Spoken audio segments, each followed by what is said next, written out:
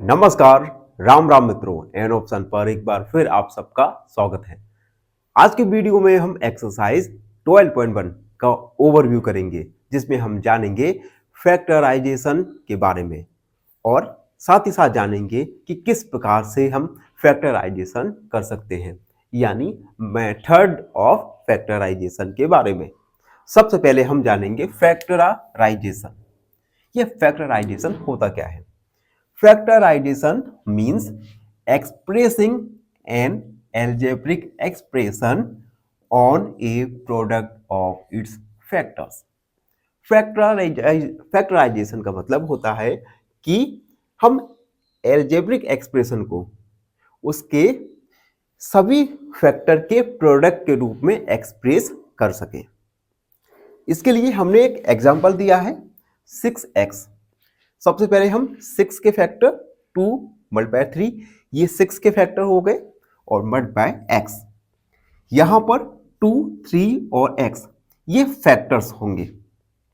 तो हमने क्या किया, एक एल्जेब्रिक एक्सप्रेशन जो कि 6x थी, इस एल्जेब्रिक एक्सप्रेशन को हमने इसके फैक्टर्स के रूप में एक्सप्रेस किया। तो ये है फैक्टराइजेशन, जिसमें हम एल्जेब्रिक एक्सप्रेशन को उनके फैक्टर्स के मल्टीप्लाई के रूप में एक्सप्रेस करते हैं। अब हमारा टॉपिक है मेथड ऑफ फैक्टराइजेशन। फैक्टराइजेशन के कुछ मेथड्स होते हैं, इन मेथड्स के बारे में हम चर्चा करने वाले हैं। पहला मेथड है कॉमन फैक्टर मेथड।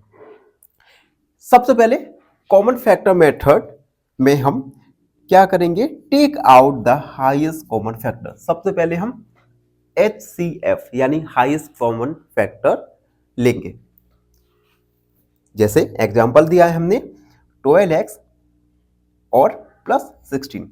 तो सबसे पहले हम 12 और 16 के हाईएस्ट कॉमन फैक्टर निकालेंगे। तो देखो इसका हम निकालते हैं, ये 6 और ये 3।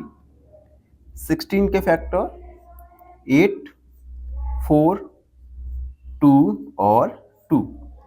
इनके हाईएस्ट कॉमन फैक्टर होगा 4, क्योंकि 2 और 2 दोनों में कॉमन है। तो स्टेप क्या होगा, HCF ऑफ 12 एंड 16 इज 4, जो कि हमने फाइंड किया।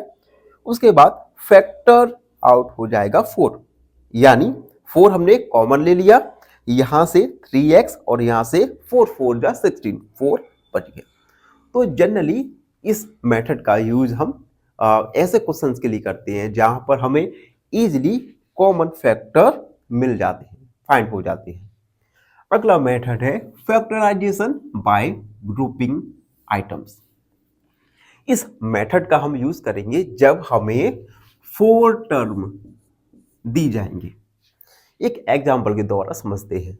Example xy plus 3y plus x plus 3। आप देख सकते हैं इस एल्जेब्रिक एक्सप्रेशन में 4 टर्म है, 1 2 3 एंड 4। अब सेकेंड हमारा स्टेप रहेगा, इन टर्म को हम कुछ इस प्रकार से व्यवस्थित करेंगे कि हम इजीली हम किसी कोई भी नंबर को कॉमन ले सके। जैसे इस केस में क्या है, पहले से ही अरेंजमेंट अच्छा है, तो हमने इन दोनों फैक्टर्स में से y कॉमन लिया, तो यहाँ पर y और यहाँ पर 3। इन दोनों में से कुछ भी कॉमन नहीं आ रहा तो हम 1 ले सकते हैं, और यहाँ पर x प्लस y को एक बार लिखा और y प्लस 1 को लिख दिया। तो ये है फैक्टराइजेशन का एक अनदर मेथड, और ये यूज होगा जब हमें 4 टर्म दी जाएंगी।